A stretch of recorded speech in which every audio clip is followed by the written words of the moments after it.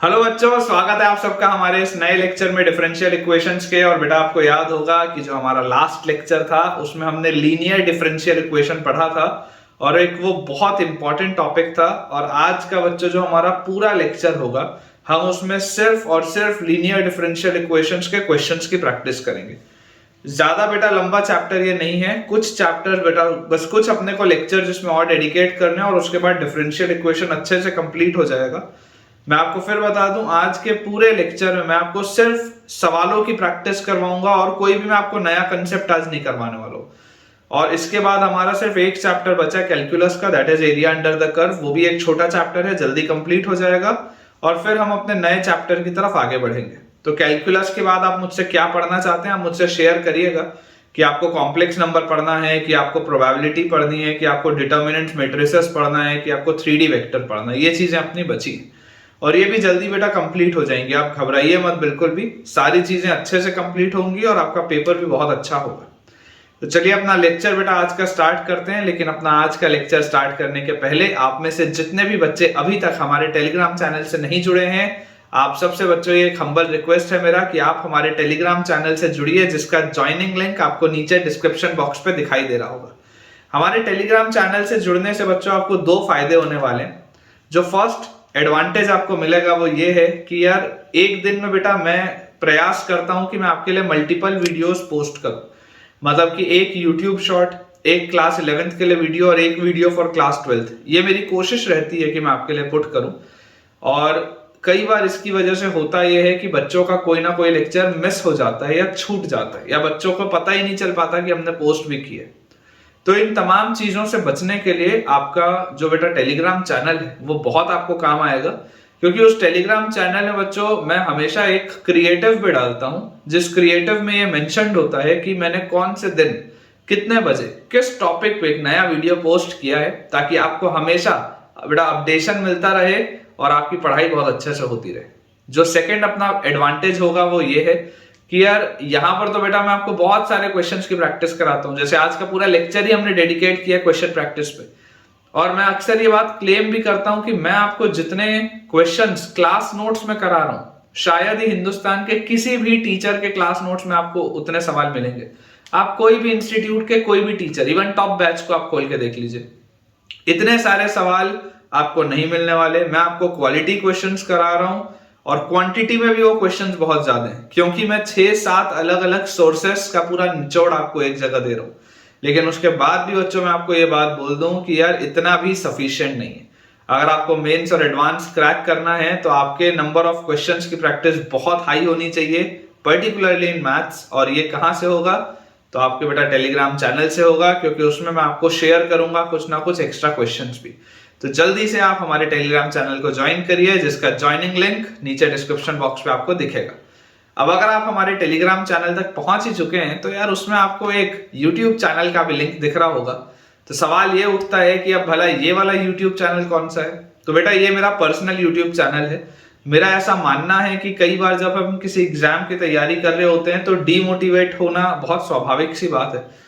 और कई बार हम खुद पर सवाल भी उठाते हैं कि यार हम इस काबिल हैं भी या नहीं कि हम सिलेक्ट हो। तो आपको इन सारी परिस्थितियों से वापस बाहर निकालने के लिए, आपको मोटिवेट करने के लिए, आपको इंस्पायर करने के लिए बेटा वो टेलीग्राम और यूट्यूब का मेरा चैनल है। और मैं आपको अश्योर करता हूं बेटा कि ये जो चैनल्स हैं हमारे, इसमें सिर्फ ऐसा कंटेंट आएगा जो आपको इंस्पायर करे, जो आपको पॉजिटिव माइंडसेट में रखे और जो आपकी एनर्जी लेवल को इंक्रीज रखे, ताकि आपकी पढ़ाई बहुत अच्छे से हो। तो मेरा तो बेटा प्रयास यही है। आप अगर चाहें तो आप एक बार इन चैनल्स को विजिट करें, विजिट करके देखें, और अगर आपको फायदा होता हो तो उन चैनल्स को भी आप सब्सक्राइब कर लें। चलिए स्टार्ट करते हैं हमने आज का लेक्चर। और अगर आपको मेरे पढ़ाने से थोड़ा सा भी फायदा हो रहा हो तो इस वीडियो को लाइक कर दीजिए। हमारे पास बच्चों जो सवाल लिखे हुए हैं, जैसा मैंने आपको बताया लीनियर डिफरेंशियल इक्वेशंस पे अपने को क्वेश्चंस प्रैक्टिस करनी है। तो क्वेश्चन बेटा आज के लेक्चर का पहला अपने पास लिखा हुआ है, solve the differential equation. Solve the differential equation लिखा है अपने पास dy by dx। ठीक है, छोटे छोटे से सवाल है, देखिए dy by dx plus y tan x, dy by dx plus y tan x is equal to sec x। ठीक है क्या? dy by dx plus y tan x is equal to sec x। ये अपने पास देखिए सवाल दिए। अब ये वाले बेटा अगर आपको क्वेश्चन को सॉल्व करना है तो देखिए तो जमा जमाया प्रोफाइल, जमा जमाया अगर प्रोफाइल है तो इसमें आप बोलेंगे कि यार ये वाली जो चीज होगी ये P होगी, ये वाली जो चीज होगी ये Q होगी। तो इस प्रोफाइल के हिसाब से आपका जो बच्चों इंटीग्रेटिंग फैक्टर होता है, इंटीग्रेटिंग फैक्टर हमारे पास क्या आता है, इंटीग्रेटिंग फैक्टर हमारे पास आता है e raise to the power integral p dx। Integral p dx मतलब integral of tan x dx, ये अपने पास आ जाएगा इंटीग्रेटिंग फैक्टर। और जैसे बच्चों ये अपने पास इंटीग्रेटिंग फैक्टर आएगा तो यार यहां से देखो tan x का इंटीग्रल क्या होता है, tan x का बच्चों इंटीग्रल होता है ln sec x, ठीक है। क्योंकि जैसे आप यहाँ पर अगर ln sec x करोगे तो ln sec x बोलते क्या आ जाएगा, नीचे sec x आ जाएगा, ऊपर sec x tan x आ जाएगा, sec से sec कटेगा, tan बच जाएगा। तो this is ln sec x, ठीक है। तो this is e raise to the power ln sec x। और अगर e raise to the power ln sec x लिखा है तो e और ln बैलेंस आउट होके sec x आपके पास आएगा इंटीग्रेटिंग फैक्टर, ठीक है क्या। Integrating factor will B sec x, बहुत सिंपल सी बात। अब अगर ये हमारे पास बच्चों इंटीग्रेटिंग फैक्टर आ चुका है तो हमारा आंसर क्या होता है, हमारा आंसर होता है y into integrating factor is equal to complete integral of q into integrating factor dx। तो देखो y multiplied with integrating factor क्या, integrating factor is sec x is equal to integral of q, q मतलब बेटा क्या हो जाएगा, q is sec x into integrating factor is again sec x dx, ठीक है। ये अपने पास आ गया। और जैसी बच्चों ये चीज अपने पास आती है फिर यहां से देखो आपके पास क्या आ जाएगा, y into sec x is equal to, यहां पे बेटा आपके पास आ जाएगा sec स्क्वायर x, और sec स्क्वायर x का इंटीग्रल क्या होता है, tan x plus some constant of integration, क्योंकि tan x को अगर आप डिफरेंशिएट करेंगे तो sec स्क्वायर आ जाएगा। तो यार ये इसका आंसर, एकदम छोटा सा सवाल था, आसान सा सवाल था, और मुझे उम्मीद है कि आपको ये सवाल अच्छे से समझ में आया भी होगा। तो अपने पास आंसर आ जाएगा बच्चों इसका y sec x is equal to tan x plus some constant of integration, ठीक है। हो सकता है आपको बैकग्राउंड में सीटी बजने की आवाज आ रही होगी, तो रात का समय है और बाहर जो भी गार्ड होंगे या ड्यूटी पे वो सीटी बजा रहे, आई होप आपको आवाज आ रही होगी। खैर, तो y into sec x is equal to tan x plus some constant of integration, ये अपना आंसर है। चलिए अगला देखते हैं क्वेश्चन। बेटा नेक्स्ट अपने पास लिखा हुआ है dy by dx plus y by x, dy by dx plus y by x is equal to x cube minus 3, dy by dx plus y by x is equal to x cube minus 3। अब बच्चों अगर अपने को इसको solve करना है तो देखिए अप्रोच अगेन पूरा जमा जमाया सवाल है ये भी। अगर आप ध्यान से इसको ऑब्जर्व करें तो यार यहाँ पर ये जो 1 by x है, ये जो 1 by x लिखा हुआ है ये बेसिकली p का काम कर रहा है, और ये x क्यूब माइनस 3 आपके पास q का काम कर रहा है। तो अगर ये हमारे पास बच्चों चीज आ रही है तो यहाँ पर आप देखिए प्रोफाइल क्या हो गई, प्रोफाइल हो गई इंटीग्रेटिंग फैक्टर हमारे पास आ जाएगा e raise to the power integral p dx, integral p dx मतलब dx into 1 by x, तो dx by x, और dx by x होता है ln x, ठीक है। तो e raise to the power ln x which comes out to be x, तो integrating factor तो अपने पास x आ जाएगा। तो और अगर इंटीग्रेटिंग फैक्टर x आ गया तो final answer will be y into integrating factor is x is equal to, final answer will be y into integrating factor which is equal to x is equal to complete integral of q, तो q is x cube minus 3 into integrating factor is x dx। तो यार ये तो आसान सा सवाल है। this is xy is equal to integral of x अंदर जाएगा तो x की पावर 4 minus 3x और dx। तो यहां से अपने पास आ जाता है xy is equal to x की पावर 4 का x की पावर 5 by 5 और माइनस 3 इंटू एक्स का x square by 2 plus some constant of integration, ये अपने पास आंसर निकलेगा। देखिए ठीक है क्या, चेक कर लीजिए बच्चों, आंसर अपने पास आ जाएगा xy is equal to x raise to the power 5 by 5 minus 3x square by 2 plus some constant of integration. तो ये दो सवाल अपने हो चुके हैं, छोटे छोटे से सवाल हैं ताकि आप थोड़ा सा कंफर्टेबल हो जाएं लीनियर डिफरेंशियल इक्वेशंस के साथ। इसमें बहुत सारे वेरिएशंस भी होते हैं, मैं वेरिएशंस वाले क्वेश्चन आपको नेक्स्ट लेक्चर में कराऊंगा। आज के पूरे लेक्चर का उद्देश्य है कि आप थोड़ा सा कंफर्टेबल हो जाएं कि लीनियर डिफरेंशियल इक्वेशन होता क्या है, कैसे सॉल्व होता है। अगला बेटा अपने पास इसमें क्वेश्चन लिखा हुआ है थर्ड, जो इसमें लिखा हुआ है डिफरेंशियल इक्वेशन अपने को सॉल्व करना है 1 minus x square into d y by d x, 1 minus x square into d y by d x minus x y is equal to 1, 1 minus x square into d y by d x minus x y equal to 1।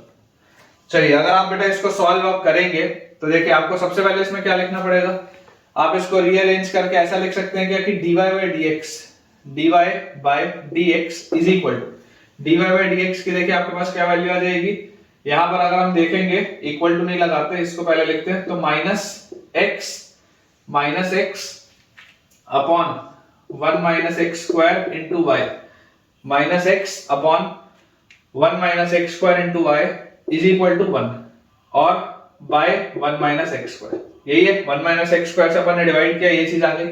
Clearly मुझे एक चीज दिखाई देती है कि यार ये जो पूरी चीज है, ये पूरी चीज p का काम कर रही है, ठीक है, this is acting as p, और ये जो पूरी चीज है ये अपने पास q का काम कर रही है, तो p और q अपने पास आ गए। अब द मोमेंट बेटा हमारे पास p और q आ चुका है, तो इसका मतलब अगर मैं ध्यान से देखूं तो मुझे आ जाता है कि इंटीग्रेटिंग फैक्टर क्या होगा, integrating factor will be e raise to the power integral p dx, मतलब minus x by 1 minus x square dx, यही होगा इंटीग्रेटिंग फैक्टर। आप बच्चों जरा सोच के बताइए, अगर मैं यहाँ पर हाफ मल्टीप्लाई करूं और 2 मल्टीप्लाई करूं, तो यार ये ऑब्जर्व आप करो ध्यान से कि अगर आप 1 माइनस एक्स स्क्वायर को देखो, आपको यहाँ पर लिख के दिखा देता हूं, आपके पास ये लिखा हुआ इंटीग्रल ऑफ, ओरिजिनली आपके पास क्या लिखा हुआ था, minus x by 1 minus x square, यही आपके पास लिखा था ओरिजिनली। मैंने आपको बोला कि आप इधर 2 भी मल्टीप्लाई करो और हाफ भी मल्टीप्लाई करो। अब मैं आपको बोलता हूं कि ये अपने पास अगर लिखा है, अगर मैं 1 माइनस एक्स स्क्वायर को m बोलूं तो इसको डिफरेंशिएट करने पे 1 माइनस एक्स स्क्वायर को m बोलूं तो इसको डिफरेंशिएट करने पे minus 2x dx will be dm, तो यहां से अपने पास आ गया हाफ बाहर है, minus 2x dx will be dm by m, तो dm बाय m होता है ln m, ठीक है क्या, दिस इज ln m। तो अगर बच्चों ये ln m होता है और उसके साथ आपके पास ये हाफ भी लिखा हुआ है, तो यार ये बेसिकली अपने पास आ क्या रहा है, this is nothing but e raise to the power ln m by 2 या 1 by 2 ln m, m क्या है, m is 1 minus x square, ये अपने पास आ रहा है, तो इसको आप लिख सकते हैं e raised to the power ln under root of 1 minus x square। ये जो पावर हाफ बाहर है, ये हाफ अगर घूम के इसके ऊपर आ जाएगा तो इस तरीके से आप इसको लिख सकते हैं, e और ln बैलेंस आउट हो जाएगा बेटा, तो इंटीग्रेटिंग फैक्टर आपके पास निकल के आ जाएगा under root of 1 minus x square, ठीक है क्या, integrating factor will be under root of 1 minus x square। और जैसी बच्चों ये चीज अपने पास आ जाती है, तो final answer will be y into integrating factor is under root of 1 minus x square is equal to complete integral of q, q की जगह बेटा अपने पास क्या लिखा है, q is 1 by 1 minus x square, तो 1 by 1 minus x square into q into integrating factor is under root of 1 minus x square into dx, ये लिखा है, तो इससे ये कटेगा, तो यहाँ पे आपके पास अंडर रूट आ जाएगा, और dx by root over 1 minus x square, dx by root over 1 minus x square को आप क्या लिख सकते हैं बेटा, इसका इंटीग्रल क्या होता है, dx by root over 1 minus x square is sin inverse x, तो मेरे पास जो आंसर आ रहा है that is y into under root of 1 minus x square is equal to sin inverse x plus some constant of integration, ये अपने पास आंसर आएगा, देखिए this is our answer, y into under root of 1 minus x square is equal to, इसका इंटीग्रल जो होता है that is sin inverse x plus some constant of integration। Check कर लीजिए बेटा, अपने पास आंसर आ जाएगा y times root over 1 minus x square is equal to sine inverse x plus some constant of integration. और इन सारे सवालों में जो बच्चों कांस्टेंट ऑफ इंटीग्रेशन दिया हुआ है, आपको भी पता है कि बहुत आसानी से आप निकाल सकते हैं जैसे ही हमारे पास कोई एक कंडीशन आ जाएगी। चलिए इसको क्लियर करते हैं, अगला सवाल देखते हैं। नेक्स्ट बेटा अपने पास इसमें क्वेश्चन लिखा है x square plus 1 into dy by dx, x square plus 1 into dy by dx plus 2xy is equal to x square minus 1, ठीक है क्या, ये अपने पास देखिए सवाल है। अब इस क्वेश्चन को अगर बच्चों आप सॉल्व करेंगे, अगेन आपको दिखाई देगा, सबसे पहले आपको इसको रीअरेंज करने की जरूरत है। तो यार यहां से मुझे दिखता है कि dy by dx को मैं क्या लिख सकता हूं, dy by dx can be written as 2x upon 1 plus x square into y is equal to x square minus 1 upon x square plus 1, ये अपने पास लिखा हुआ है, ठीक है। अब अगर यार ये चीज मेरे पास लिखी हुई है, मतलब क्लियरली मुझे दिखाई दे रहा है कि this thing is p and this thing is q, एकदम साफ साफ मुझे दिखाई दे रहा है ये p और q। अब अगर ये p और q है, तो यहां से बेटा आप इसको ऑब्जर्व करें कि इंटीग्रेटिंग फैक्टर क्या होता है, integrating factor is e raise to the power integral p dx मतलब 2x by 1 plus x square dx, e raise to the power integral p dx मतलब e raise to the power integral 2x by 1 plus x square dx। अगर मैं यहाँ पर इसको ध्यान से observe करूं अपने माइंड में कि यार 1 प्लस एक्स स्क्वायर को अगर मैं m बोलता, अगर हम 1 प्लस एक्स स्क्वायर को m बोलते तो 2x dx dm हो जाता।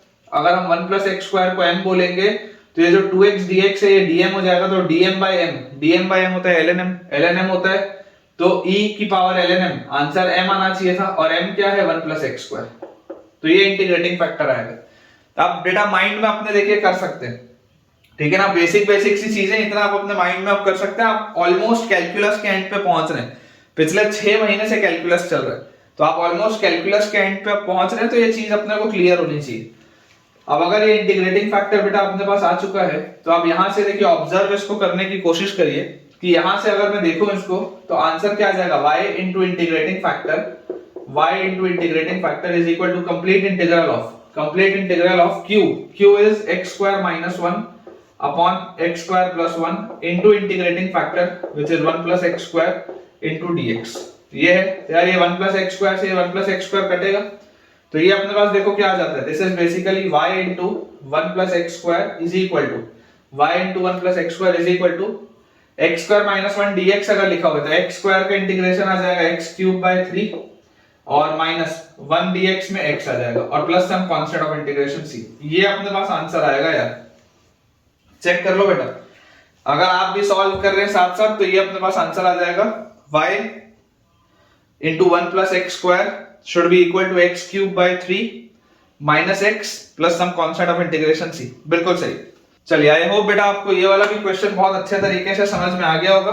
नेक्स्ट अपन अपने सवाल की तरफ आगे बढ़ते हैं। अगला अपने पास जो क्वेश्चन लिखा है यहाँ पे जगह है, यहाँ पे अपन इसको सॉल्व कर लेते हैं। दिया हुआ है अपने पास dy by dx is equal to, ठीक है, नेक्स्ट क्वेश्चन है dy by dx is equal to y upon 2y ln y, dy by dx is equal to y upon 2y ln y plus y minus x, ठीक है क्या, ये अपने पास लिखा हुआ। अब क्लियरली यार मुझे देखो, मैं आपको इसको दो मेथड से बताता हूँ, दो मेथड से। सबसे पहले मेथड 1 देखते हैं जो आसान है सोच पाना, कि क्लियरली मुझे दिखाई दे रहा है कि अगर मैं अपने नॉर्मल अप्रोच से जाऊंगा तो ये सॉल्व नहीं होगा, लेकिन अगर मैं इसको रेसिप्रोकल करके सोचूं तो हो सकता है सॉल्व हो जाए। तो आप बोल दो कि यार रेसिप्रोकल लो।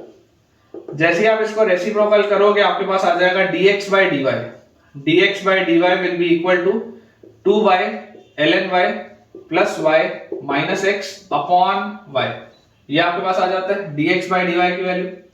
अब अगर बच्चों ये मेरे पास dx by dy आ जाता है तो यहां से देखिए आप इसको लिख सकते हैं dx by dy is equal to, basically y से y कटेगा तो 2 ln y, ठीक है, और उसके बाद फिर y से y कटेगा तो प्लस 1 और माइनस x बाय y, ये अपने पास लिखा हुआ है। मुझे क्लियरली दिखाई देता है कि इसको मैं लिख सकता हूं dx by dy प्लस ये पूरी चीज अगर उठ के यहां आएगी तो 1 by y into x is equal to 2 ln y plus 1। Last lecture में बेटा मैंने आपको ऐसे वाले सवाल कराए थे जिसमें मैंने आपको बोला था कि अगर आपको dy by dx के अलावा और कुछ भी दिखेगा इक्वेशन में तो आप हमेशा अपना जनरल इक्वेशन लिखिए। जनरल इक्वेशन आपके पास क्या था, जनरल अगर आप देखेंगे तो जनरल इक्वेशन आपके पास होता था dy by dx plus py is equal to q। उस जनरल इक्वेशन के बाद हमने क्या देखा था, इंटीग्रेटिंग फैक्टर हमारे पास होता था e raise to the power integral p dx, और उसके बाद बच्चों हमने बोला था कि y into integrating factor is equal to integral of q into integrating factor dx।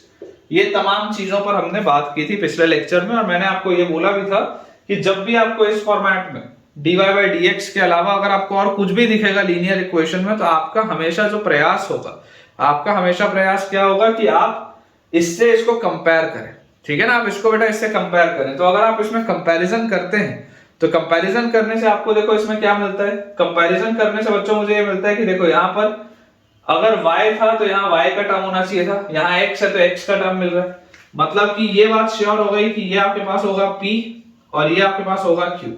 वैसे भी p और q नीचे वाले के फंक्शन होने चाहिए थे इंडिपेंडेंट वेरिएबल के, देख लो यहाँ पर p और q दोनों इंडिपेंडेंट वेरिएबल के फंक्शंस हैं।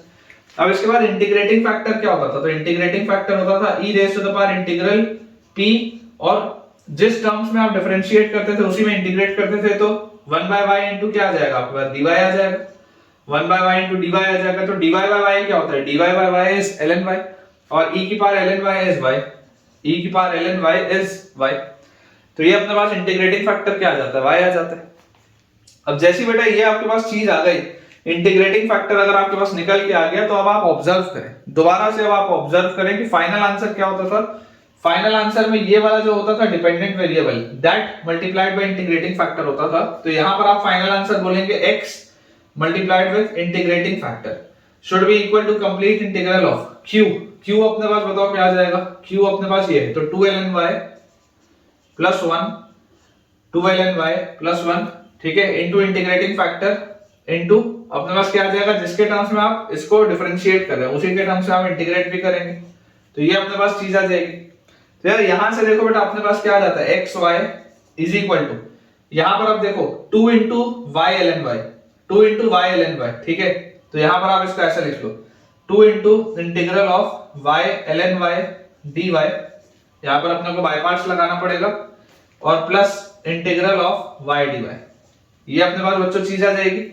और जैसी ये वाली अपने पास चीज आ जाती है, तो इसको देखो अपन कैसे लिख सकते हैं, अगर हम यहाँ पर इसको सॉल्व करें, यहाँ पर अगर बेटा मैं बाय पार्ट्स लगाऊंगा, तो मैं आपको बोल देता हूँ आइलेट के कंसेप्ट के हिसाब से, आइलेट के कंसेप्ट के हिसाब से लॉगरिथमिक फंक्शन को आप फंक्शन फर्स्ट बोलोगे और अलजेब्रिक को आप बेटा फंक्शन सेकंड बोलोगे। तो हमारे पास आ जाएगा xy is equal to 2 into first function into integral of second function, ठीक है, first function into integral of second function minus complete integral of derivative of first function is 1 by y into integral of second function is y square by 2 dy, ठीक है क्या, ये अपने पास लिखा हुआ है। और प्लस फाइनली बेटा y dy अगेन लिखा हुआ है, तो this is y square by 2, और plus some constant of integration आप इसमें लगा सकते हैं। तो बेटा जैसे ही आप ये चीज करेंगे, तो यहां से आपके पास आ जाएगा xy इज इक्वल टू, अब देखो ये y स्क्वायर बाय 2 और ये 2 कटेगा, तो this will be y square ln y सबसे पहले, उसके बाद यहां पर देखो ये y से एक y कटेगा, तो लिखा हुआ है y बाय 2, तो y बाय 2 का आ जाएगा कितना अपने पास, y स्क्वायर बाय 4, ठीक है, माइनस y स्क्वायर बाय 4 और 2 मल्टीप्लाई हो रहा है, तो माइनस y स्क्वायर बाय 2 आ गया ये वाला, और उसके बाद प्लस y स्क्वायर बाय 2 भी लिखा हुआ है, और प्लस कांस्टेंट है, ये इससे कट गया। तो फाइनल आंसर अपने पास आ रहा है xy is equal to y square ln y plus constant of integration, ये अपने पास आंसर आ रहा है, देख लो चेक कर लो बेटा। फाइनल आंसर अपने पास जो आ रहा है that is y square ln y plus some constant of integration is equal to xy, बिल्कुल सही है, y square ln y plus some constant of integration is equal to xy। अब इसी को सॉल्व करने का एक दूसरा मेथड और है, जो डायरेक्ट मेथड है। तो अपन बेटा बोर्ड थोड़ा सा क्लियर करते हैं, और जो अपना सेकंड मेथड है उसको एक बार समझने की कोशिश करते हैं। बेसिकली देखिए, आपको जो भी चीज बेटा क्लिक होगी एग्जाम में, आप तो सिंपली उससे इसको सॉल्व कर दें, जो भी हमको चीज क्लिक होगी हमको उससे इसको सॉल्व करना है। बहुत सिंपल सा अप्रोच है, बहुत ही सिंपल सा अप्रोच है। आप अननेसेसरी बेटा ये ना सोचें कि मैं कोई छोटे मेथड से करूंगा तो ज्यादा अच्छा होगा, ऐसा नहीं है। आप जितनी देर में कोई छोटा मेथड सोचोगे, उतनी देर में तो आप बड़े मेथड से आंसर निकाल लोगे। तो पेपर में टाइम वेस्ट नहीं करना है ज्यादा सोचने में। अब देखो, अगर मान लो बेटा अपने पास ये जो चीज लिखी हुई है, इस चीज में अगर मान लो मैं आपको सीधा बोलता हूं मेथड 2 में आपको बोलता हूं क्रॉस मल्टीप्लाई, मेथड 2 बच्चों में आपको बोलता हूं क्रॉस मल्टीप्लाई। अगर आप क्रॉस मल्टीप्लाई अगर मान लीजिए इसको करें, तो क्रॉस मल्टीप्लाई करने पर आपको क्या मिलेगा, 2y ln y dy, सबसे पहले 2y ln y dy plus y dy minus x dy is equal to, ये dx उधर जाएगा तो y dx, ये अपने पास आ जाएगा। अब जैसे बच्चों ये चीज अपने पास आई, तो इसको आप ऐसे लिख लो 2y ln y और 2y ln y और dy, या इसको ऐसा अपन लिख लेते हैं, dy भी अलग रख लेते हैं, 2y ln y plus y, ठीक है, this dy, 2y ln y plus y dy, और इज इक्वल टू बेटा अपने पास आ जाएगा x dy plus y dx। x dy plus y dx तो क्या होता है, d of xy होता है। x dy plus y dx क्या होता है बच्चों, d of xy होता है। देख लो d of xy क्या होता है, यही होता है x dy plus y dx। तो ये देखो, ये तो xy आपको मिल रहा है। यहां पर आपको देखो क्या मिल रहा है बेटा, यहां पर अगर आप ऑब्जर्व करेंगे तो क्या इसको मैं d ऑफ, ध्यान से सोचो, y स्क्वायर ln y लिख सकता हूं क्या, ऑब्जर्व करके देखो, d of y square ln y, यहां पर वही लिखा है ना y स्क्वायर ln y, अगर आप इसको d of y square l n y बेटा बोलोगे तो देखो अगर आप इसको डिफरेंशिएट करते तो आपके पास क्या आता, आप वाई स्क्वायर कांस्टेंट रखते, एल एन वाई का 1 बाय वाई, ठीक है, और डी वाई, और प्लस अगर आप एल एन वाई कांस्टेंट रखते तो बच्चों वाई स्क्वायर का आपके पास हो जाता है 2y dy। तो आप देख लो ये एक y से एक y कटेगा तो this will be y dy plus 2y ln y dy।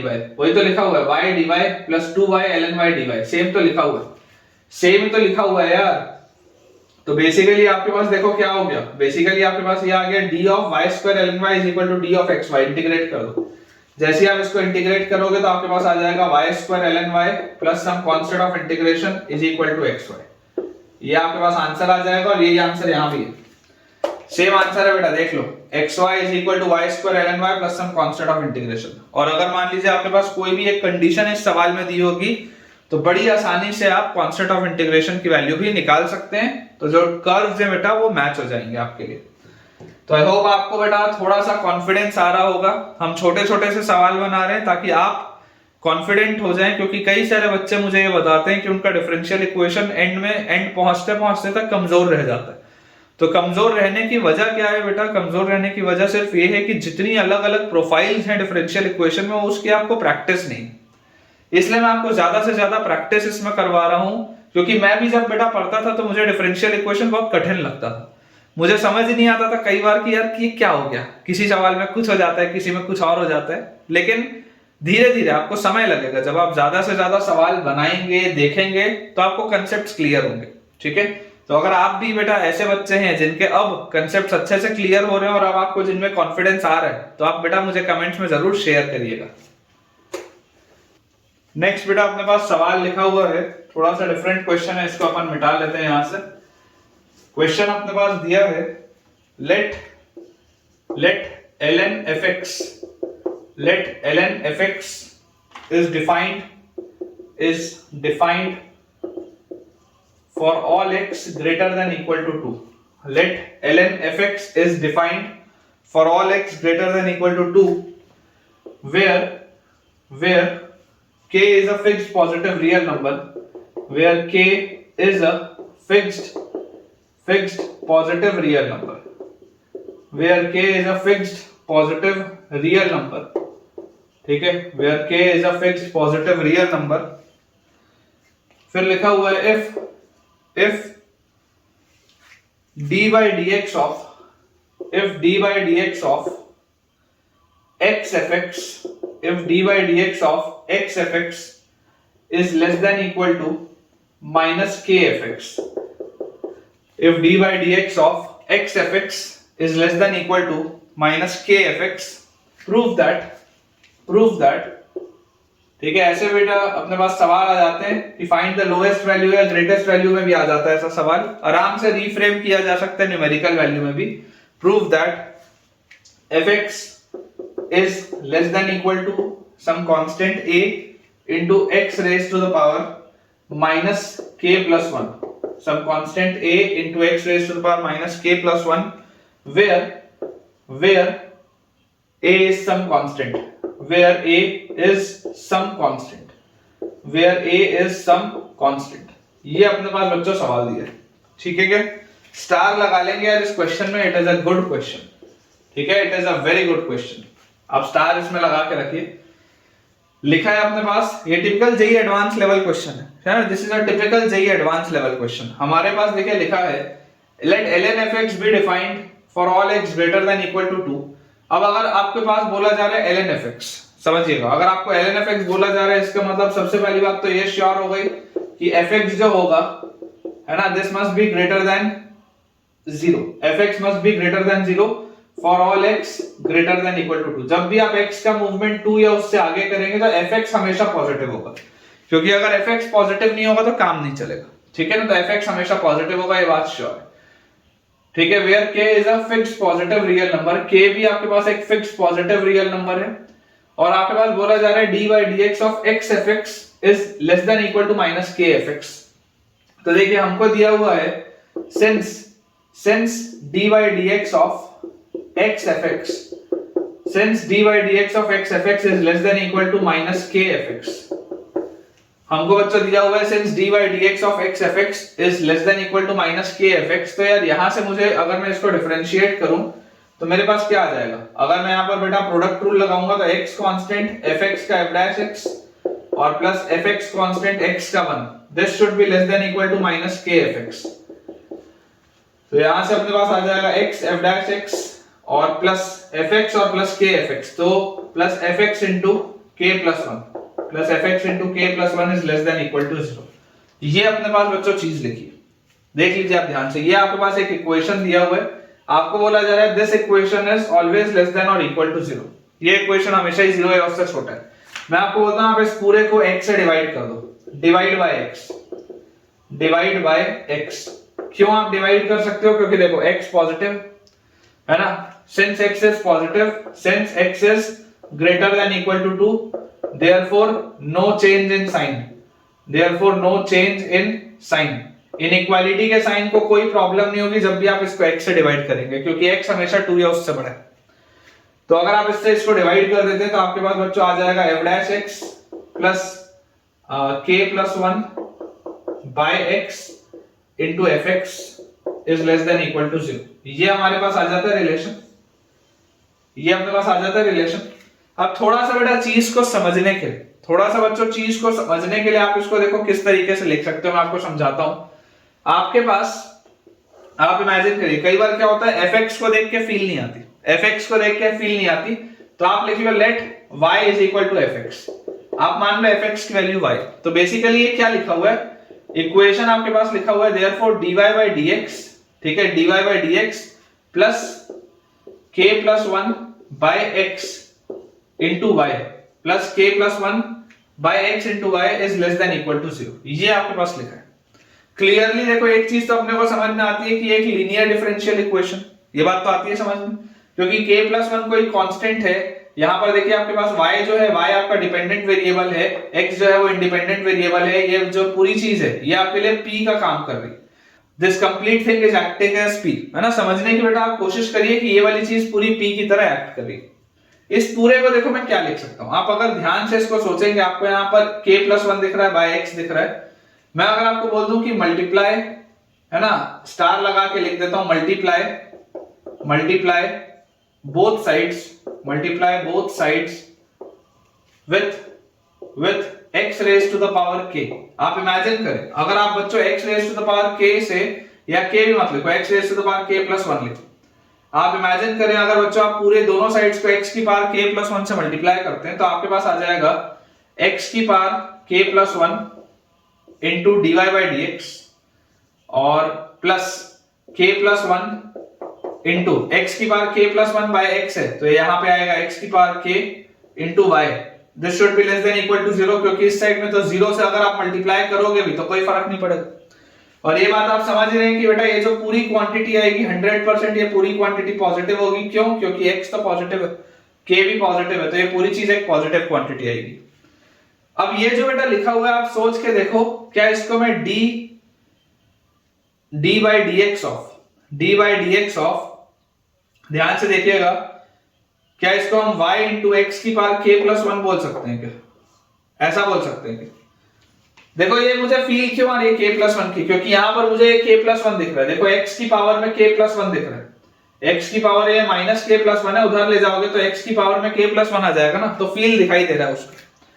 तो अगर आप यहां पर बेटा इसको ऑब्जर्व करोगे अच्छे से, तो यार यहां पर देखो अगर आप इसमें प्रोडक्ट रूल लगाते तो प्रोडक्ट रूल लगाने पर आपको क्या मिलता, y अगर आप कांस्टेंट रखते, y को अगर आप कांस्टेंट रखते तो आपके पास आता है x की पावर k प्लस 1 का डिफरेंशिएशन में k प्लस 1 नीचे इंटू x की पावर k, यही आप लिखते हैं k प्लस 1 नीचे इंटू x की पावर k, यही आता।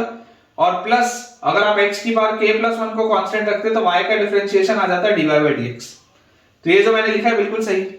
अब आप इमेजिन करिए बेटा कि अगर आप इस पूरे फंक्शन को कोई फंक्शन बोलते हैं gx, इस पूरे बच्चों अगर आप फंक्शन को कोई फंक्शन बोलते हैं gx, और अगर बच्चों आपको ये चीज दिख रही है कि d by dx of gx is less than equal to 0, gx का जो डेरिवेटिव है वो हमेशा ही 0 या उससे छोटा है, तो क्लियरली आप यहां पर क्या बोल सकते हो, clearly gx is decreasing function, ये आप बोल सकते हैं यहां पे कि gx जो होगा वो क्या होगा, gx एक डिक्रीजिंग फंक्शन होगा। क्यों मैं इसको डिक्रीजिंग फंक्शन बोल पा रहा हूं, क्योंकि उसका डेरिवेटिव हमेशा 0 या उससे छोटा आ रहा है। याद करिए मोनोटोनिसिटी मैंने आपको पढ़ाया, जब डेरिवेटिव हमेशा 0 या उससे बड़ा आता है तो आपका फंक्शन इंक्रीजिंग होता है, और जब डेरिवेटिव हमेशा ही 0 या उससे छोटा आता है तो आपका फंक्शन डिक्रीजिंग होता है। तो ये अपने पास आ जाएगी चीज। जैसी बेटा ये चीज अपने पास आ जाती है तो यार यहां से आप इसको समझने की कोशिश करिए कि अगर हम यहां पर बेटा बोल दें कि k एक पॉजिटिव रियल नंबर था, gx हमेशा एक डिक्रीजिंग फंक्शन है ऑलवेज, तो यार यहां से मुझे क्या चीज समझ में आती है कि अगर मैं नंबर लाइन पर चेक करूं, अगर बेटा मैं नंबर लाइन पर चेक करूं तो यार ये मुझे अगर हमेशा डिक्रीज होता हुआ दिख रहा है, आप चाहे कोई भी x रखो, x greater than equal to 2 के लिए हम बेटा बात कर रहे हैं, ठीक है, 2 के बड़े के लिए हम बात कर रहे हैं, तो यार ये तो हमेशा ही डिक्रीजिंग फंक्शन दिख रहा है। अगर बेटा ये हमेशा ही डिक्रीजिंग फंक्शन दिख रहा है, मतलब यहां पर कोई भी अगर मैं x लूंगा, चूज एनी x, वो हमेशा g2 से छोटा होगा, क्योंकि ये तो डिक्रीजिंग फंक्शन है। अगर ये डिक्रीजिंग फंक्शन है तो इसकी मैक्सिमम वैल्यू क्या होगी, 2 पे ही होगी, क्योंकि ये आपका पूरे फंक्शन में x की बात ही 2 या उससे बड़े पे होगी। इसका मतलब आप बोल सकते हैं कि यार gx जो होगा, gx हमेशा ही यहां पे अपन लिख लेते हैं, इसका मतलब ये है कि gx जो होगा वो हमेशा ही बच्चों किससे छोटा होगा, gx will always be less than or equal to g2 always। अगर x आप 2 की जगह ले लोगे तो दोनों बराबर हो जाएंगे, otherwise gx is always less than or equal to g2। अब gx क्या है, तो gx है y into x की power k plus 1। y basically क्या था, fx, तो this is nothing but fx into x की power k plus 1, fx into x की पावर k plus 1, ये लिखा हुआ है। This is always less than equal to g2। g2 हमारे पास क्या आ जाएगा बेटा, g2, अगर आप g2 देखोगे तो g2 विल बी, यहां पर x की जगह आप 2 रखोगे तो 2 की power k plus 1 into fx, तो यहां पर आप बोल सकते हो this will B f2 into 2 की power k plus 1, this will B f2 into 2 की पावर k plus 1। अब ये बेटा जो भी क्वांटिटी आएगी, ये कोई ना कोई एक कांस्टेंट आएगा a, ये वही तो लिखा हुआ है where a is some constant, ये कोई ना कोई हमेशा ही एक कांस्टेंट आएगा, ये आप बोल सकते हैं। मतलब आप देख लीजिए fx आपके पास हमेशा ही fx into x की पावर k plus 1 हमेशा ही किससे छोटा आ रहा है, f2 into 2 की पावर k plus 1 से। तो आपके पास बच्चों यहां से आपके पास फाइनली इनइक्वालिटी क्या आ जाएगी, फाइनली आपके पास इनइक्वालिटी आ जाएगी fx is less than equal to, ये x की पावर k plus 1 से अगर मैं डिवाइड कर दूं दोनों साइड, इस पूरे कांस्टेंट को अगर मैं a बोल दूं तो a into x की power minus k plus 1, a into x की पावर माइनस k plus 1, जो अपने को लेके आना, बहुत आसानी से आप लेके आ चुके हैं।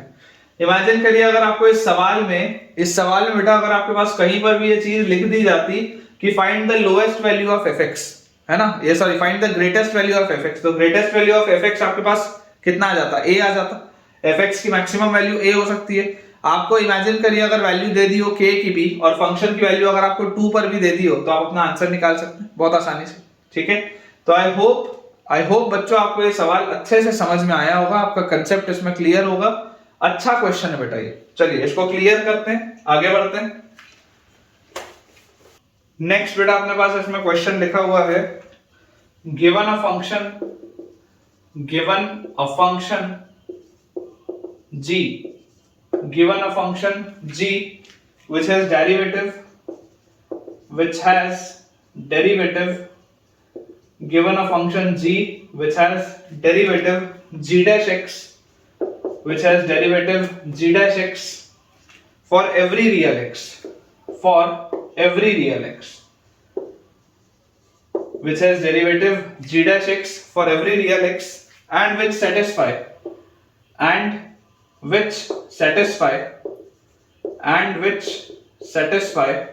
क्या इसको बेटा सेटिस्फाई करता है, and which satisfy g dash 0 is equal to 2 and gx plus y is equal to e raised to the power y into gx is equal to e raised to the power y into gx plus e raised to the power x into gy, e raised to the power y into gx plus e raised to the power x into gy for all x comma y find gx। ये अपने पास बेटा सवाल है, देखिए ध्यान से, लिखा हुआ है given a function g which has derivative g dash x, एक फंक्शन है g जिसका डेरिवेटिव अपने पास है g dash x for every real x, ठीक है, एक फंक्शन है आपके पास बच्चों g जिसका डेरिवेटिव है g dash x for every real x and will satisfy g dash 0 is equal to 2। ये अपने पास एक इंपॉर्टेंट कंडीशन दी हुई है, इसका यूज आएगा सवाल में। और आगे बेटा अपने पास लिखा हुआ है g of x plus y is equal to this thing. अब देखिए अब ये दो वेरिएबल्स में चल रहा है सवाल, ठीक है। और यहां पर आपके पास देखिए आर्ग्यूमेंट भी x प्लस वाई का है, आर्ग्यूमेंट भी बेटा आपके पास x प्लस वाई का। अपने पास देखिए क्या लिखा हुआ है, g of x plus y is equal to e raise to the power y into gx प्लस e raise to the power x into gy। मैं अगर आपको बोल दूं कि differentiate with respect to y, ये आप x के रिस्पेक्ट में भी कर सकते हैं, कोई दिक्कत नहीं, आप x के रिस्पेक्ट में भी कर सकते हैं। या अगर आपको y के रिस्पेक्ट में, जैसे आपको लिखा हुआ है ना which has derivative g dash x for every real x, आप इसको ऐसा करो डिफरेंशिएट कर दो विद रिस्पेक्ट टू x, कोई दिक्कत नहीं। आप अगर बेटा इसको डिफरेंशिएट करेंगे विद रिस्पेक्ट टू x तो आपके पास देखिए क्या आ जाएगा, यहां से बेटा आपके पास आ जाएगा g dash x plus y, ठीक है, g dash x plus y, फिर अंदर एंटर करोगे तो कुछ नहीं आएगा, इज इक्वल टू, अब आप अगर x के रिस्पेक्ट में डिफरेंशिएट कर रहे हैं तो e की पावर y कांस्टेंट होगा, gx का आपके पास आ जाएगा g डैश x प्लस, यहां पर देखिए आपके पास क्या लिखा हुआ है, e की पावर x इनटू gy, तो इसमें अगर आपने x के रिस्पेक्ट में डिफरेंशिएट किया है तो y कांस्टेंट होगा तो gy और e की पावर x का e की पावर x। आप ऐसे इसको लिख सकते हैं।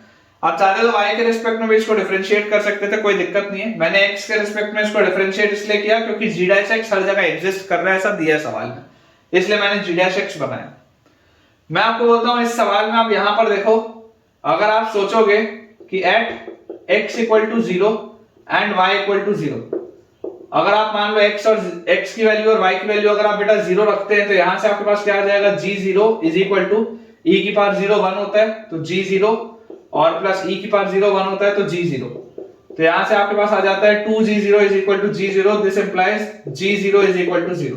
ये आता है इससे, यहां से ये आता है ना, देखो twice of g0 is equal to g0, उधर इस साइड आ जाएगा तो आपके पास क्या आ जाएगा, g0 की वैल्यू कितनी आ जाएगी, 0 के बराबर आ जाएगी। तो अगर बेटा g ऑफ 0 की वैल्यू 0 आपके पास आ रही है तो मैं आपको यहां पर बोलता हूं कि आप इमेजिन करें, आपको देखो क्या बोला जा रहा है, g डैश 0 की वैल्यू आपको 2 बोली जा रही है, ठीक है। आप अगर चाहें तो इसको यहां से भी ऑब्जर्व कर सकते हैं कि आपको अब देखिए निकालना क्या है, हमको बेटा निकालना gx है, हमको क्या निकालना है, हमको gx निकालना है। तो अगर हमको gx निकालना है तो gx निकालने के लिए आपके पास कोई ना कोई एक कंडीशन आएगी। कैसे कंडीशन बनाएंगे, देखो यहां पर बेटा अगर मैं आपको बोल दूं कि पुट x इक्वल टू 0, जैसे आप x की वैल्यू बेटा 0 डालेंगे तो यहां से आपके पास देखो क्या आ जाएगा, g dash y is equal to x की वैल्यू अपन अगर बेटा 0 रख ली तो यहां से आपके पास आ जाएगा e की power y into g dash 0, और x की वैल्यू अपन ने 0 डाली है तो ये खत्म हो गया, तो प्लस gy, ये आपके पास आता है फंक्शन, ये आपके पास एक फंक्शन आता है। देखो g डैश 0 की वैल्यू कितनी दी हुई है, g डैश 0 की वैल्यू 2 दी हुई है, तो यहां से आप लिख सकते हैं g dash y is equal to, g dash 0 की वैल्यू 2 है तो 2 इनटू e की पावर y प्लस gy, ये अपने पास लिखा हुआ है, ठीक है क्या। यहां पर बेटा अगर हम चेंज ऑफ वेरिएबल करें तो इसको आप ऐसे भी लिख सकते हो, g dash x is equal to 2 into e की पावर x प्लस gx। आप इसको बेसिकली ऐसा भी लिख सकते हो कि आपके पास एक फंक्शन है g dash x which is equal to 2 into e की power x plus gx। Basically अपन ने सिर्फ वेरिएबल चेंज किया, फर्क नहीं पड़ेगा फाइनल आंसर को, ठीक है ना। आप g ऑफ x निकालो या g ऑफ y निकालो या g ऑफ t निकालो, फर्क नहीं पड़ेगा फाइनल आंसर को, तो आप इसको ऐसा लिख सकते हैं। अब देखिए ये बेटा एक बेसिकली लीनियर डिफरेंशियल इक्वेशन बना हुआ है, this is a linear differential equation. आप इसको किस तरीके से ऑब्जर्व कर सकते हैं, आप इसको समझने की कोशिश करें। g डैश x आपके पास लिखा हुआ है, इसको आप थोड़ा सा रीअरेंज करके अपने इस तरीके से अरेंज करिए, g डैश x, ठीक है, और minus gx is equal to 2 into e की पावर x। आप याद करो आपके पास इक्वेशन क्या होता था, आपके पास इक्वेशन होता था dy by dx plus py is equal to q होता था आपके पास। अगर y आपका एक फंक्शन होता था, जैसे यहाँ पर एक y फंक्शन है, वैसे यहाँ पर g वाला फंक्शन है, यहाँ पर बेटा y फंक्शन होता था, यहाँ पर g फंक्शन है। ये y इसमें किसका फंक्शन होता था, x का फंक्शन होता था, यहाँ पर g भी किसका फंक्शन है, x का फंक्शन, ठीक है। और यहाँ पर देखो y के साथ p लिखा होता था, यहाँ पर आपके पास y के साथ p लिखा होता था, तो यहाँ पर देखो y के साथ क्या लिखा हुआ है, y के साथ -1 लिखा हुआ है, यहाँ पर आपके पास y के साथ -1 लिखा हुआ है, तो आपके पास p की वैल्यू तो -1 आ गई।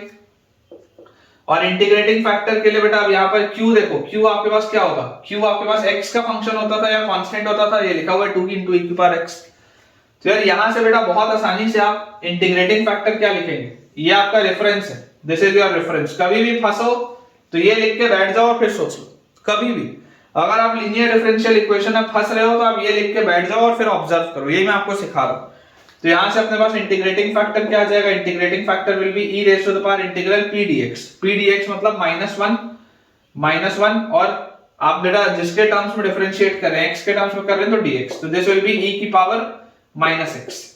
तो आपके पास फाइनल आंसर क्या आ जाएगा, final answer will be, final answer क्या होता था याद करो, y into integrating factor is equal to integral of q into integrating factor और dx, यही आपके पास होता था। तो यहां से आप देखो y क्या था, y फंक्शन था, यहां पर फंक्शन क्या है g है, तो अपने पास आ जाएगा gx into integrating factor is e की power -x is equal to integral of q is 2 into e की power x into integrating factor e की पावर -x dx। e की पावर -x और e की पावर x कट जाएगा, तो यहां से बच्चों आपके पास आ जाएगा gx इनटू e की power -x is equal to 2x plus some constant of integration, ये अपने पास आ गया। यहां पर देखो अपन ने ऑलरेडी पहले निकाल लिया था कि g ऑफ 0 की वैल्यू कितनी आ रही है, 0 आ रही है, तो अगर मैं यहां पर 0 रखूंगा तो g ऑफ 0 0 है और ये भी 0 है, तो c की वैल्यू 0 आएगी आपके पास। तो फाइनल आंसर बेटा अपने पास जो आएगा, final answer will be gx is equal to 2x into e की पावर x, ये अपने पास आ जाएगा यार फाइनल आंसर। देख लो, बहुत ही जबरदस्त क्वेश्चन है बच्चों, ये बहुत ही जबरदस्त सवाल है, बहुत मिस्टेक्स होते हैं बच्चों से, ठीक है ना, इसमें भी आप स्टार लगा लीजिए। It is again a JEE advance level question, ये सारे बेटा आप जो मैं आपको सवाल करा रहा हूँ ये जेईई एडवांस लेवल के क्वेश्चंस हैं, इस तरीके के सवाल आते हैं पेपर में, इसलिए अपना अप्रोच एकदम क्लियर होना चाहिए। जो जो चीज आप निकाल सकते हो आप निकाल के रखो और सिंपली सॉल्व करो, और जब भी आप डिफरेंशियल इक्वेशन के सवाल में फंसो आप तो चुपचाप आपका ये रेफरेंस वाला इक्वेशन लिख के बैठ जाओ, ये जो आपके पास बेटा रेफरेंस वाला इक्वेशन है आप इसको लिख के बैठ जाओ। एक बार आपने ये लिख दिया फिर आपके पास कैसा भी डिफरेंशियल इक्वेशन है आप उसको ऑब्जर्व कर सकते हैं। चलिए अगला देखते हैं बच्चों। नेक्स्ट अपने पास बच्चों इसमें जो सवाल लिखा है उसमें दिया है अ डिफरेंशिएबल फंक्शन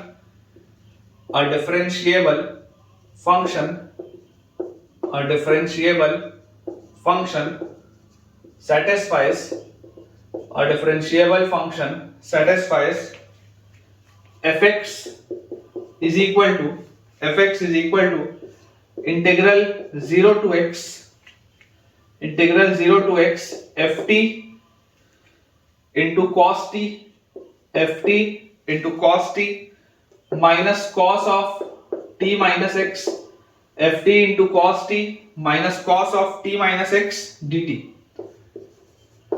ठीक है, ये अपने पास बच्चों लिखा है a differentiable function satisfies this condition, find fx।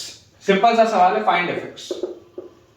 अब छोटा आपको बेटा जरूर दिख रहा है सवाल, लेकिन अप्रोच इंपॉर्टेंट है, अप्रोच बहुत इंपॉर्टेंट है।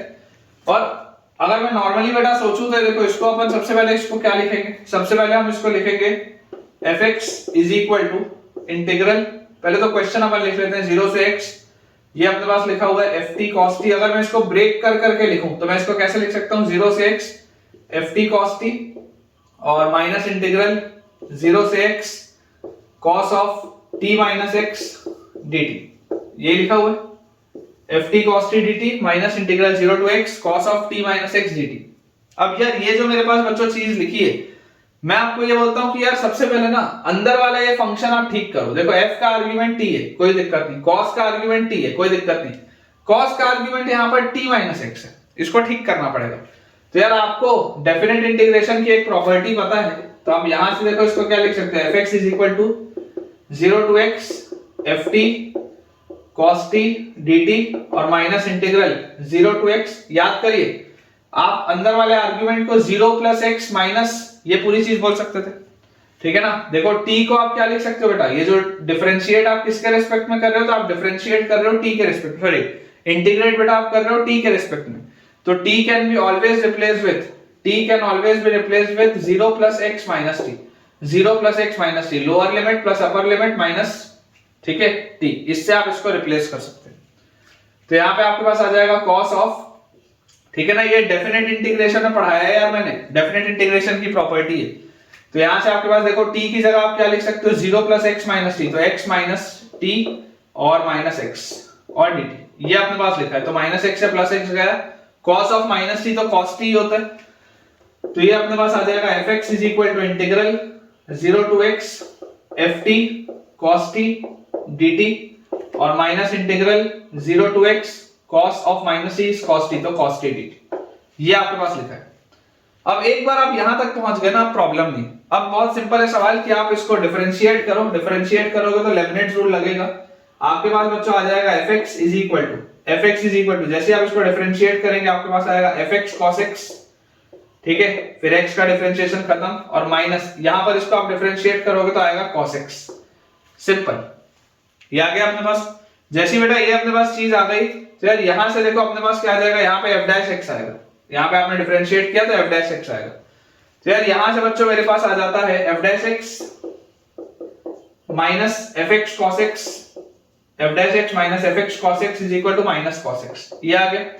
अब मुझे दिख रहा है कि डिफरेंशियल इक्वेशन में मैं फंस चुका हूं इसमें, तो मैं आपको चुपचाप बोलूंगा कि यार लिख के बैठ जाओ आप, तो इसको dy by dx plus py is equal to q, आप तो यार ये लिख के बैठ जाओ, कंपेयर कर लो। dy by dx की जगह f डैश लिखा है, मतलब y वाला जो फंक्शन है वो बेसिकली यहाँ पर f वाला फंक्शन है, फिर y के साथ p होना चाहिए था, यहाँ पर आपको y के साथ माइनस cos x मिल रहा है। इसको थोड़ा सा अच्छे से लिखो, इसको ऐसे लिख लो, इसको आप लिख लो minus cos x into fx, इसको आप ऐसा लिख लो minus cos x into fx। तो देखो ये जो होगा ये p का काम करेगा, ये जो होगा ये q का आपके लिए काम करेगा।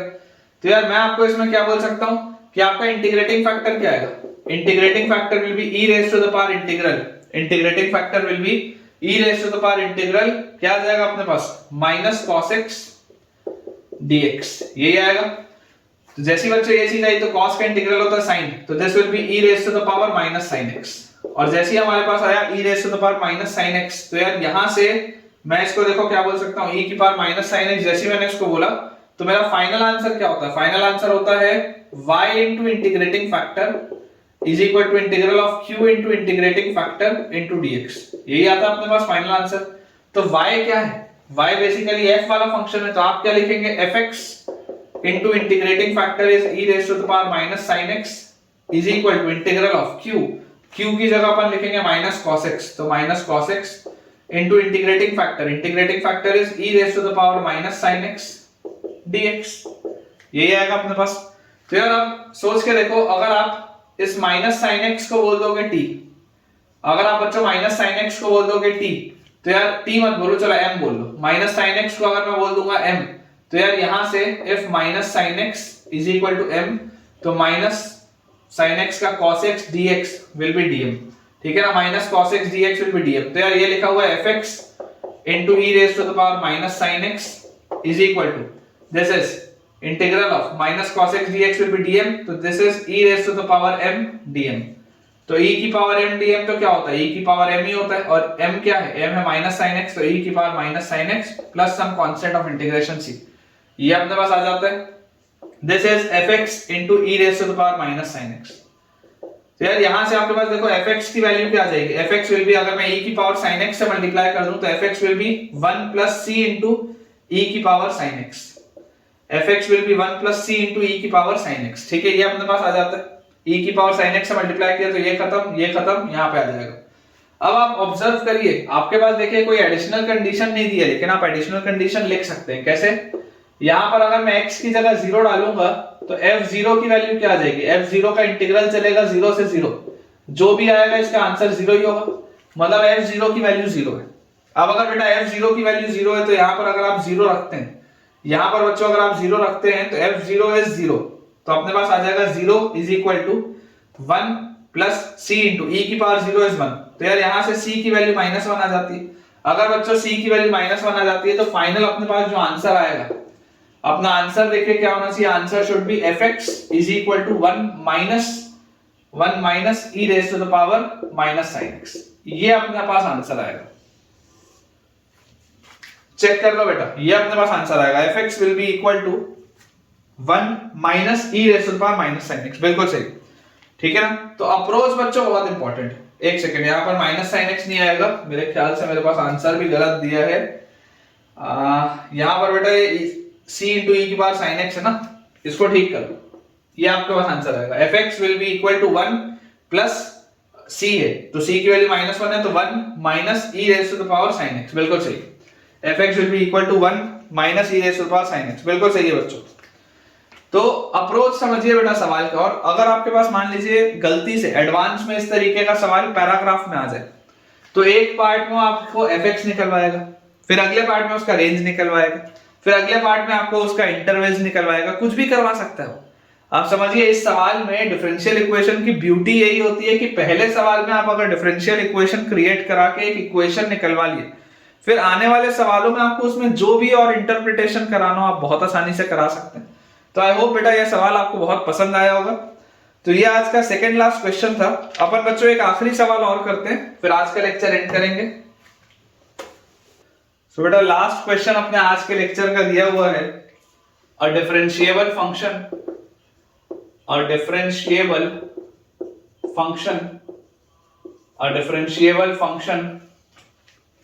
f from 0 closed से 2 closed से लेकर all real numbers is such that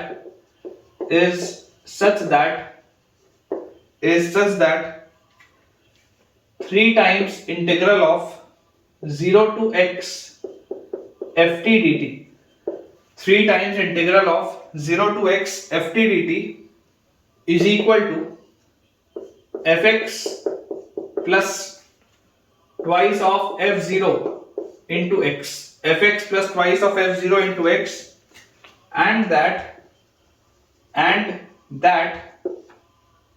f1 is equal to 1, and that f1 is equal to 1, and f2 is equal to 7, and f2 is equal to 7. Find f half.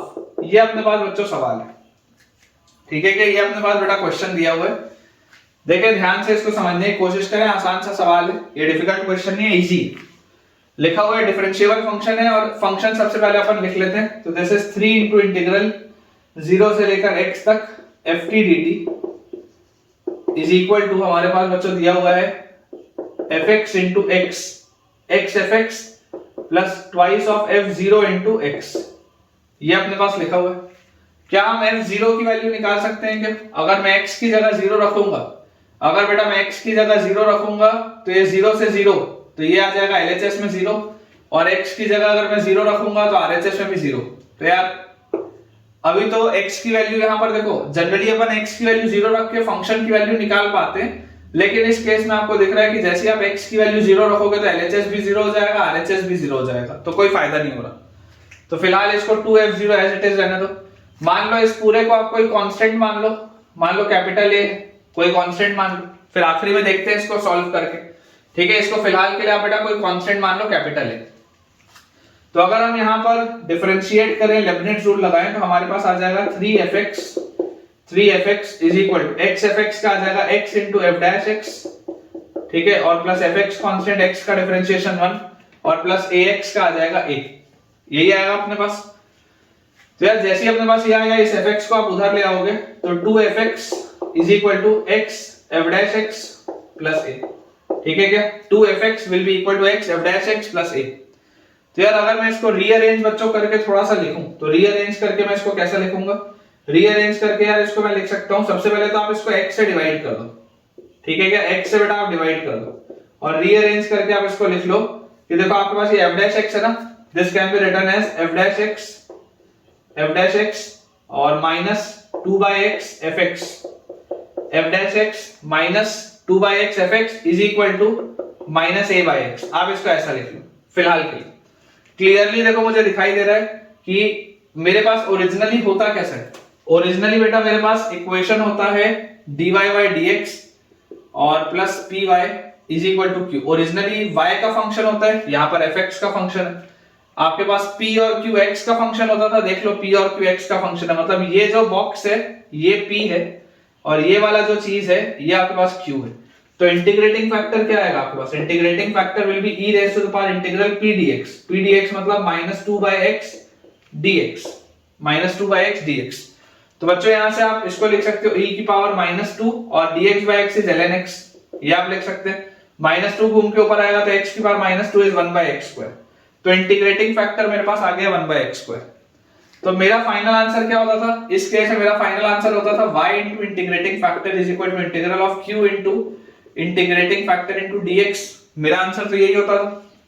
यहां पर देखो मेरे पास क्या आ जा रहा है, अगर मेरे पास इंटीग्रेटिंग फैक्टर 1/x² आ जा रहा है तो यार देखो यहाँ पर y की जगह क्या है, y की जगह fx है। बेसिकली y की तरह क्या बिहेव कर रहा है, y की तरह fx बिहेव कर रहा है, तो आपके पास आ जाएगा fx into integrating factor is 1/x², ठीक है, is equal to integral of q is minus a/x